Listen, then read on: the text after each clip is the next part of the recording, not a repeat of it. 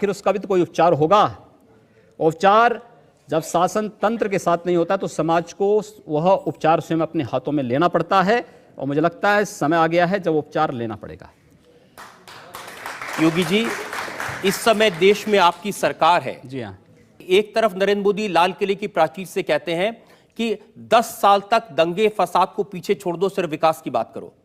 एक भी दंगे की उत्तर प्रदेश में 2.5 वर्ष के दौरान 430 से अधिक सांप्रदायिक हिंसक झड़पें और दंगे हुए हैं। एक भी दंगे की शुरुआत हिंदुओं की ओर से नहीं हुई। एक भी दंगा शुरू करने वाला ना हिंदू होता है ना मुसलमान होता है। कैसी बात कर रहे हैं आप?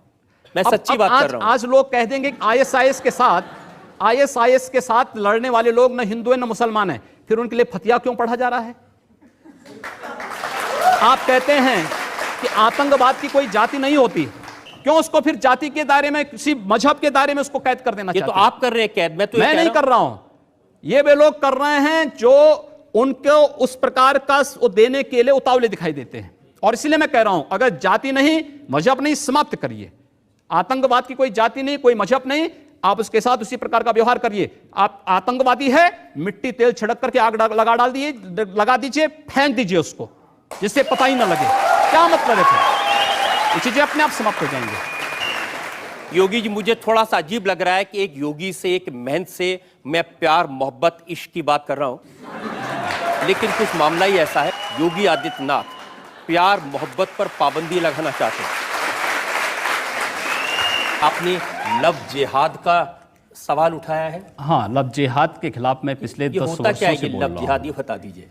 देखिए, लव जिहाद इस देश के खिलाफ, इस देश की संस्कृति के खिलाफ एक अंतर्राष्ट्रीय साजिश है, और उस साजिश को केवल मैं नहीं बोल रहा हूँ। उत्तर प्रदेश हाईकोर्ट ने 2006 में उत्तर प्रदेश की सरकार को एक निर्देश जारी किया था कि उत्तर प्रदेश के अंदर बड़ी तेजी के साथ हिंदू बालिकाओं का अपहरण क्यों हो रहा है। 2009 में केरल हाई कोर्ट ने भी इस संबंध में वहां की सरकार को एक निर्देश जारी किया कि 4 वर्ष में 5000 से हिंदू बालिकाओं का अपहरण होना, आखिर ये सब क्या है। कर्नाटक हाई कोर्ट ने इस संबंध में आदेश जारी किया था कि आखिर इसकी सीआईडी जांच क्यों नहीं करा दी जाती है कि अचानक हिंदू बालिकाएं क्यों, उनका अपहरण हो जा रहा है, कहां गायब हो जा रही हैं। केवल ये 2 लोगों का आपसी प्रेम होता तो कोई बात नहीं, करें, आपसी सहमति से हो तो ठीक, लेकिन छल छद्म के आधार पर नहीं, धोखे के आधार पर नहीं। जो रांची में हुआ, जो मेरठ में हुआ, जो हरियाणा में हुआ, अगर इस प्रकार की किसी भी दुष्प्रवृत्ति को जिहाद के नाम पर हिंदुस्तान में थोपने का प्रयास होगा तो हम उसे किसी भी स्थिति में स्वीकार नहीं करेंगे।